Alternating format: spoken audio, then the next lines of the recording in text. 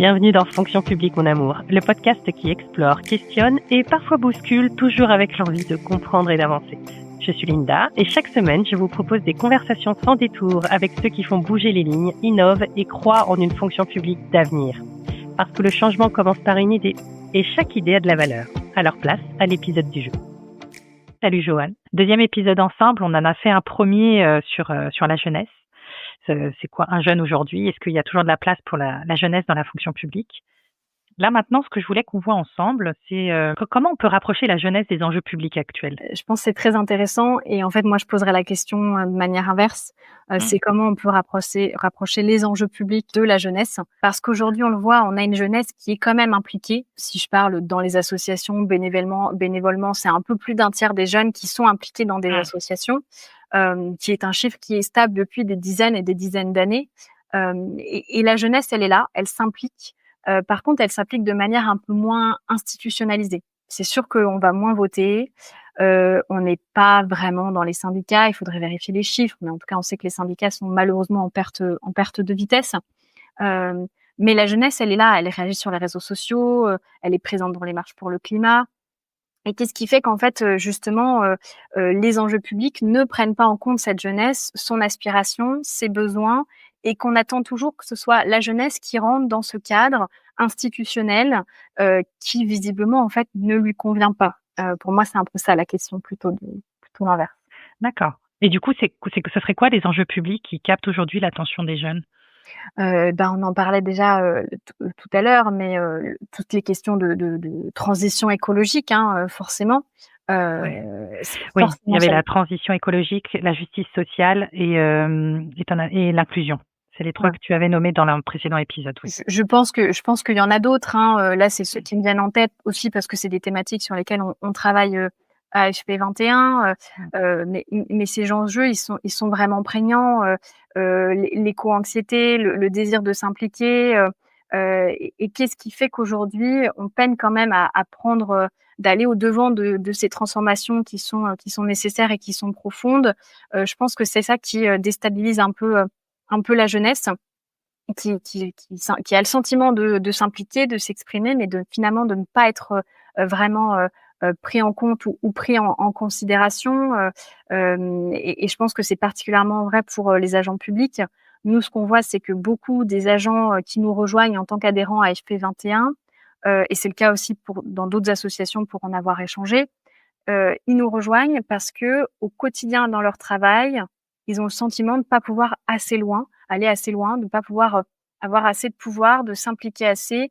Ils sont arrivés avec peut-être un peu la naïveté de la jeunesse qu'on a parfois, de se dire je vais travailler pour une organisation publique, un ministère, et je vais pouvoir m'attaquer à ces grands sujets et apporter ma pierre à l'édifice. Et en fait, c'est beaucoup plus compliqué que ça. Et comme ils n'arrivent pas à aller assez loin dans leur quotidien au travail, ils rejoignent des associations, des mouvements de jeunesse pour prolonger cette implication citoyenne dans un autre cadre, puisque celui du travail devient un peu trop étroit, quoi. Ça m'inspire une remarque. J'ai l'impression qu'il y a une opposition, ou en tout cas une contradiction entre je veux servir l'intérêt général, le collectif, le public, donner un sens à ce que je fais en termes d'enjeux qui me semblent importants et prégnants pour moi. Pour autant, je sens que en tant qu'individu, j'ai besoin de plus, j'ai besoin de beaucoup, j'ai besoin de m'affirmer, j'ai besoin de sortir du lot.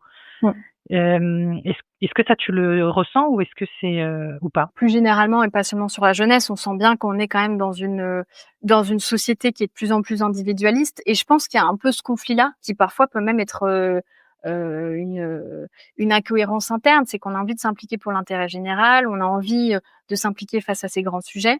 Déjà, il y a un phénomène de quand on voit qu'en fait rien ne se passe, rien ne bouge, rien ne change, en fait on se dit à quoi bon, et en fait on se replie sur soi-même, ce qui peut être un réflexe assez naturel. Et on a quand même aussi l'aspiration de nous en tant qu'individus de continuer à grandir, d'être en conformité avec nos valeurs, et forcément les deux s'opposent un peu. Mais là, c'est très intéressant ce que tu dis, et j'ai même envie d'aller plus loin et de regarder du côté de l'administration. C'est-à-dire que j'ai l'impression que du côté des administrations en général, il y a encore cette croyance qu'il faut qu'on soit tous au même niveau, à la même échelle. Il faut pas qu'il y ait une tête qui dépasse entre guillemets. Et du coup, moi, pour moi, c'est difficile à entendre de se dire que on révèle pas des talents, on compte pas, on capitalise pas sur des compétences ou sur quelqu'un en particulier. Il faut qu'on soit tous au même, tu sais, au même niveau. Et du coup, ça me paraît aussi un peu en opposition avec le monde, en fait. Alors là, je répondrais peut-être à un titre plus personnel et sans Mmh. forcément engager l'association, mais pour moi, c'est très lié à cette conception et cette formulation même constitutionnelle du politique qui dispose de l'administration comme Ouais, si l'administration était un rouage et donc chaque agent public un rouage de cette grosse machine c'est ça. dont peut disposer le politique à sa guise, presque comme aujourd'hui quand on utilise ChatGPT, on dispose de l'interface, on pose notre question, hop, elle nous remonte comme par magie. Mmh. Je pense qu'on est encore dans cette conception-là, même si c'est en train de changer. Et donc forcément, quand on perçoit un agent, quel qu'il soit, comme un rouage et pas comme un individu qui, au terme d'une année, est passé de A à A', a changé, a évolué, a peut-être eu des problématiques personnelles, donc forcément est dans un autre état d'esprit et heureusement puisque, c'est un peu, notre aspiration en tant qu'être humain, hein, Mmh. de grandir, d'évoluer et malheureusement aussi de se faire impacter par les choses de la vie.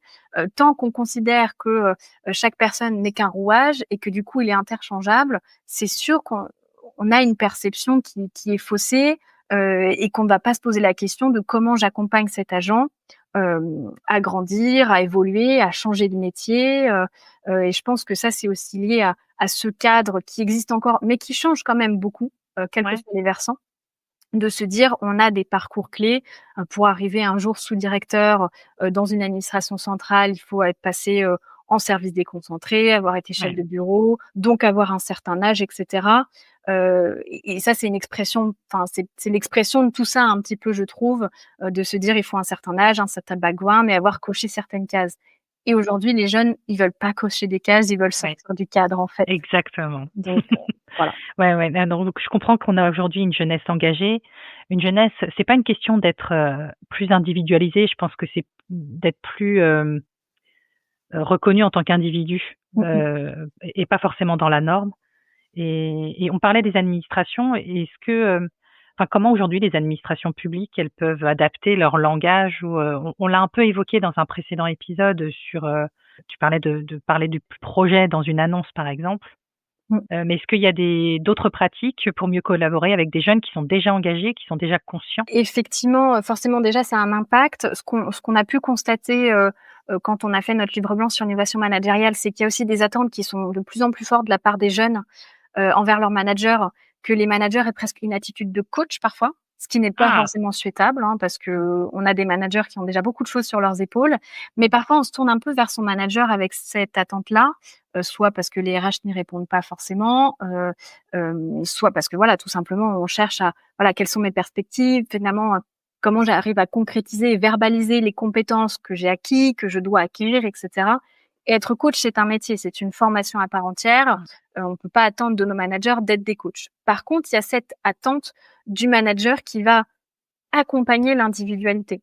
Mmh. Donc, par exemple, dans les recrutements, du manager qu'on va rencontrer lors des recrutements. Ça arrive encore, alors plus malheureusement sur, des catégories B et C, d'avoir des recrutements où la personne ne voit jamais l'équipe dans laquelle elle va travailler, voir son manager. Ça paraît, enfin moi ça me paraît, Lunaire. inimaginable en fait. Mmh. J'ai besoin de savoir quel va être le type de management que me propose ce manager-là, la manière dont il voit les choses, pour voir si ça correspond à mon type de fonctionnement. Mmh. Après, je pense qu'une autre piste, pour laquelle on travaille beaucoup en fait à FP21, on parle beaucoup de démocratiser la fonction publique. C'est vrai qu'elle est mal connue, un citoyen lambda n'a pas une définition précise de ce qu'est le service public, une carrière publique, et cetera. Donc on a beaucoup de choses à faire là-dessus, mais il faut aussi qu'on la démocratise en interne. On a des concours internes, on a des parcours, des passerelles pour passer d'un versant à un autre, d'une administration à une autre, pour avoir des mobilités européennes. Pareil, on a sorti un livre blanc sur cette question-là. Et tout ça, on le sait pas, on le connaît pas. Donc, c'est des perspectives qui sont là, qui existent, qui sont extrêmement puissantes, mais qui ne sont saisies par personne en fait. Mmh. Et je pense que c'est là où on pourrait efficacement combler quelques gaps en ayant voilà ces échanges de quels sont les parcours internes et parfois arrêter de se dire que quelqu'un qui va quitter par exemple la territoriale pour rejoindre l'hospitalière ou l'État, qu'on trouve que c'est un drame. Ben non, c'est super, la personne reste dans la fonction publique. Et aujourd'hui, c'est peut-être déjà le premier enjeu et la première victoire qu'on devrait célébrer, d'avoir des gens qui restent dans notre secteur public. Ah, c'est très vrai. Merci beaucoup, Joanne. Si jamais on veut poursuivre cette conversation, rentrer en contact avec toi, comment on fait? Et sur LinkedIn avec grand plaisir. Pour ceux qui veulent plutôt se renseigner sur l'association, on a notre site internet fp21.fr, une adresse email réseau@fp21.fr, d'autant plus que l'adhésion est gratuite. Et puis avec plaisir pour répondre à toutes vos questions sur LinkedIn ou par email. Merci beaucoup, Joanne. Voilà, un regard de plus sur la fonction publique d'aujourd'hui. Si cet épisode vous inspirait, alors il a rempli son rôle. Parce que ce que l'on retient et ce que l'on transmet, ça a du sens. Et ce qui a du sens a de la valeur. Partagez, abonnez-vous. Merci d'être là et on se retrouve bientôt.